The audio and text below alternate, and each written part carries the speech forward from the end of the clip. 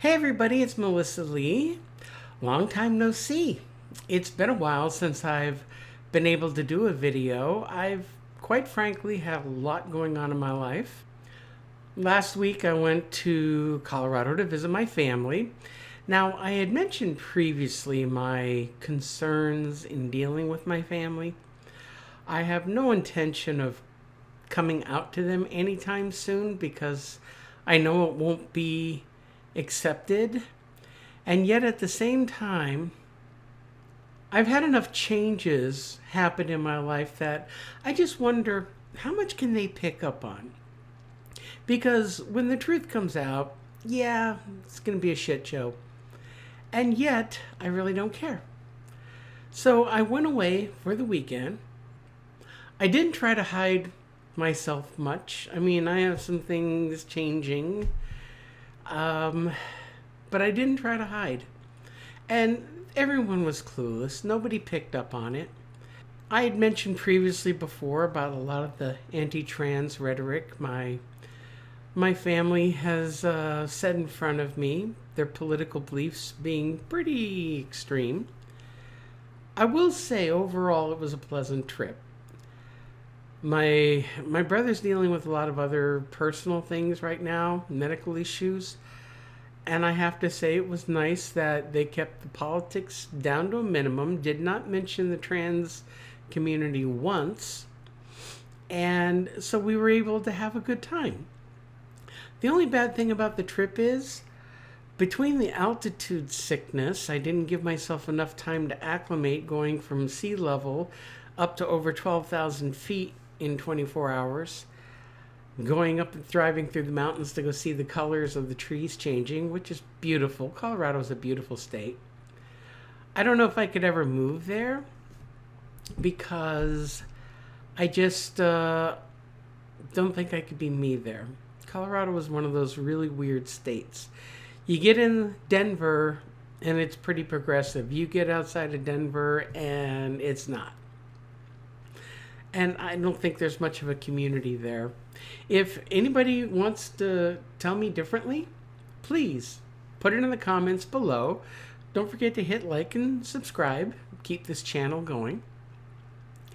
So I got sick with altitude sickness, and then the day of my flight home, I got hit with another stomach issue that just wiped me out all week.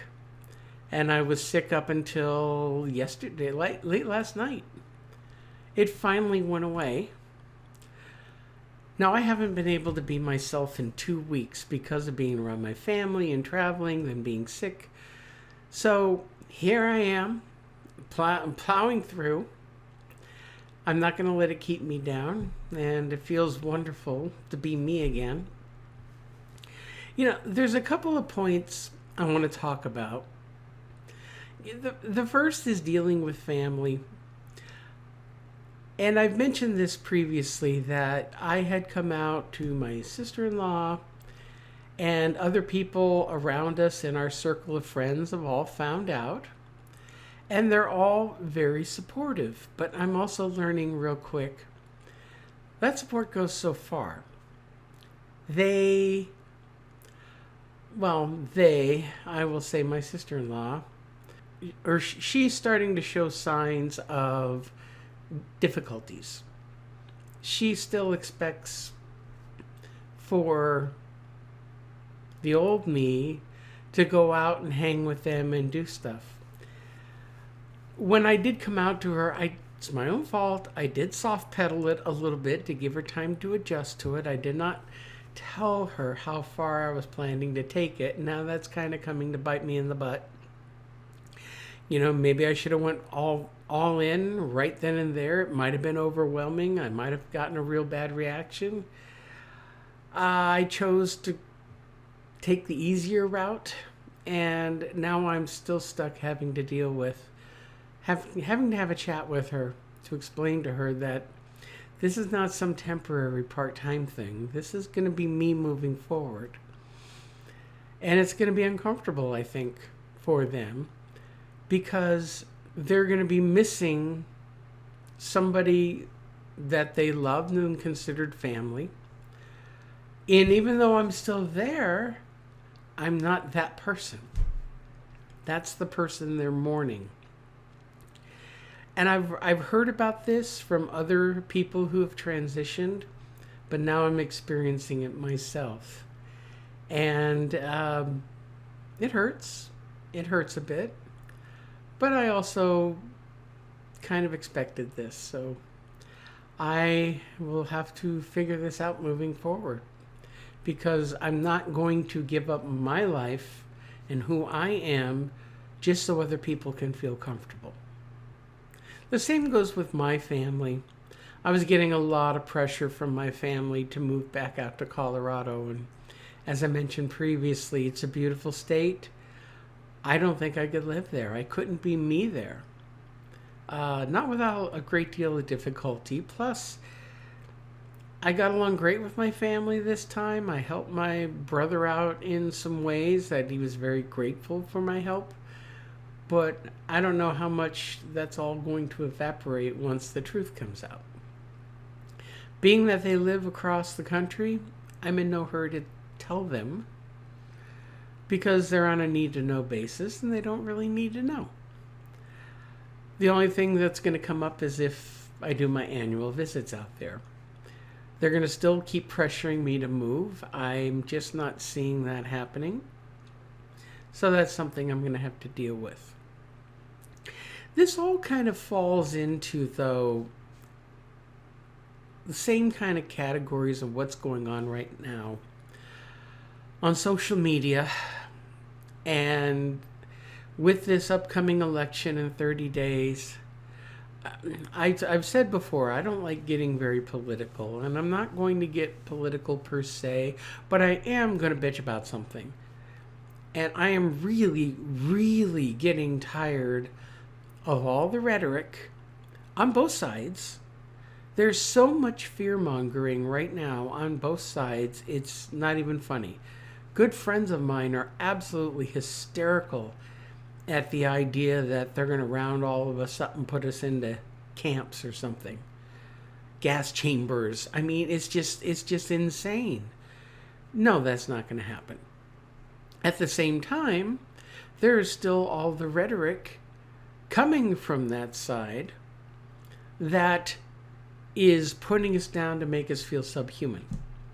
That we're all a bunch of fetishists, AGPers, all doing it because, we have some mental illness, mental disorder, which is all, in my mind, BS. Now, are there people in the community that are like that? Oh, absolutely. Which is why I don't consider myself part of that community. You have your fetishists, you have your AGPers, you're just the straight out cross-dressers, and that's perfectly fine. Keep it in your own space.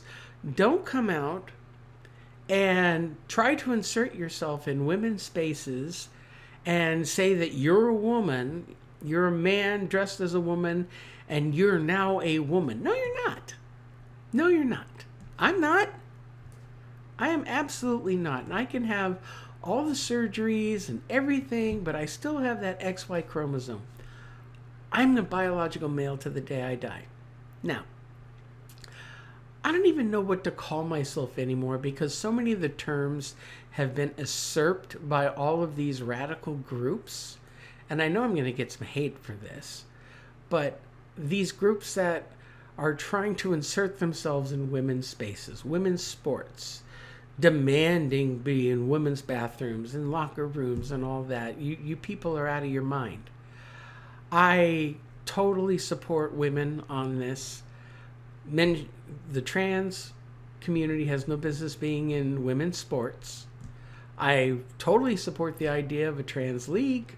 Let them compete against themselves. I'm not athletic, so I won't ever do it, but women's sports should stay with women. Men's sports, fine, however, but the trans community, you want to start your own leagues, go for it. Stay out of women's sports. You don't belong there. For so many reasons that I'm not even going to get into it, because everybody's already talked it to death. And I'm sick of all these social media influencers that are out of their minds, lunatics. I don't want to call them certain names, although I feel that they are. I'm going to behave myself. Let's just say that I could not disagree with them more and wish they would go away. You know who I'm talking about. And yet these are the people that the other political party chooses to elevate, mainstream media elevates, society's trying to say, oh, this is perfectly acceptable in our society. No, it's not. It's fetish. It's creepy. It's sexual. I certainly don't do this for anything sexual. I felt this way since I was 6 years old. I had no idea what sex was back then. Certainly didn't have any feelings about it. So don't try to tell me this is a sexual fetish. And this is both going against the mainstream media and the right-wingers who are trying to knock us down. You know, there are times I really wish I could have a conversation with some of these people. I would love to have a one-on-one interview with, say, someone like J.K. Rowling, who's really been standing up for women's rights, and she comes across as very transphobic. I don't think she's transphobic, but I also think her opinion is colored by all the lunatics coming out of the woodworks and all the freaks and fetishists. Again, just my personal opinion. You could disagree with me if you want. I understand where she's coming from and a lot of other people are coming from. These people have made me look bad. When I'm as normal as possible, which a lot of people will debate, I just want to blend into society. I want to blend in, be me. Yes, I'm a biological male. I will never change that. I am presenting as female. I'm not going to throw a shit fit at pronouns. I feel I do a good enough job that I can go into most places and just blend right in and nobody pays any attention to me. I'll get ma'amed or miss. I will have people address me with female pronouns, which I accept because that's how I'm presenting. If they decide not to, or if I'm red, then okay, that's on that person. I don't even know if I would try to correct them or not. It depends on how big of assholes they're being at the time. If it's an honest mistake, I let it go. If somebody's being a jerk, well, I might have to say something. Kind of put them in their place. In any case, I'm just trying to live my life. Let the others do what they want to do, but you know what? They need to get out of my space. They need to not say they're representing the trans community because they're not trans. They're not trans.